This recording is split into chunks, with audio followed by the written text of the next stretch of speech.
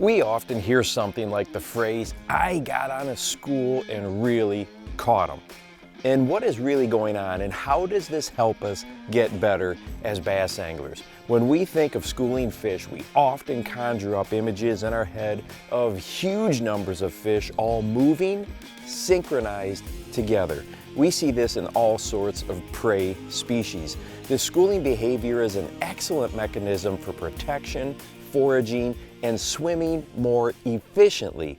Most species of fish will use traditional schooling at some point in their life cycle, often as fry. We see this in bass fry. Here we can observe the more traditional synchronized movement that is used for protection to disorient predators as opposed to a lone baby bass swimming along that would be easy to target.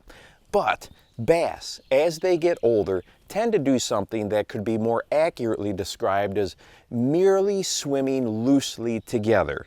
This is how Scientific American describes the definition of shoaling. And by loosely, I mean a bass that is in a group is just as likely to peel away from that group as it is to stay with it. Well, over the last couple of years, I have filmed lots of bass that are hanging out together. I often like to use the term groups. In fact, the website, theminimalistfisherman.com, I think describes this perfectly. Bass that are actively feeding will often be found together because they are drawn in by the same food source.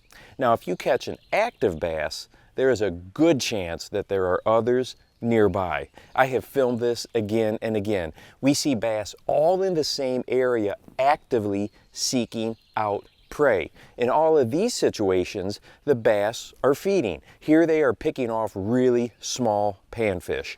In these other instances, which I've shown you before, they are clearly looking for something on the bottom, and at times even tailing like redfish to dig something off the bottom.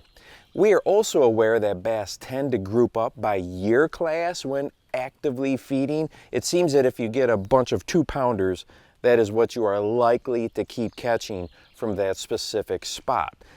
Now, as bass get older, they tend to not get into as large of groups, but instead be really focused on optimal feeding areas. We can assume their years of experience and finely tuned instincts lead them to this successful trait of getting bigger. Now let's take this recent trip to a local river, for example.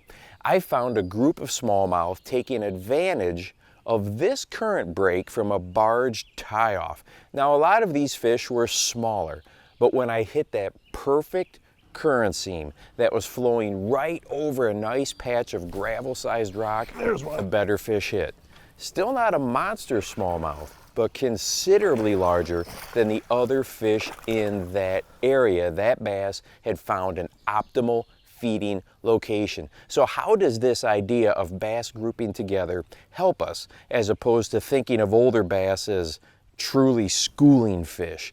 Based on what I have witnessed, both underwater and experienced as an angler, bass that are actively feeding will oftentimes be around other bass. This is excellent to know as an angler. We're much more likely to catch multiple fish from an area if we associate groups of bass as bass that are more likely to be aggressive. Slowing down and working an area over carefully when this is happening can provide us with some truly memorable days on the water.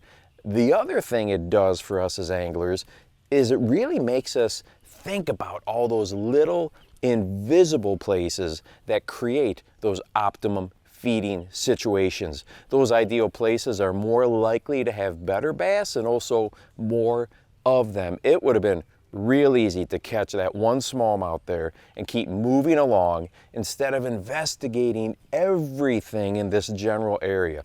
The older I get, the more I realize how many times in the past I likely found a group of fish that were actively looking for food and left them without even knowing it.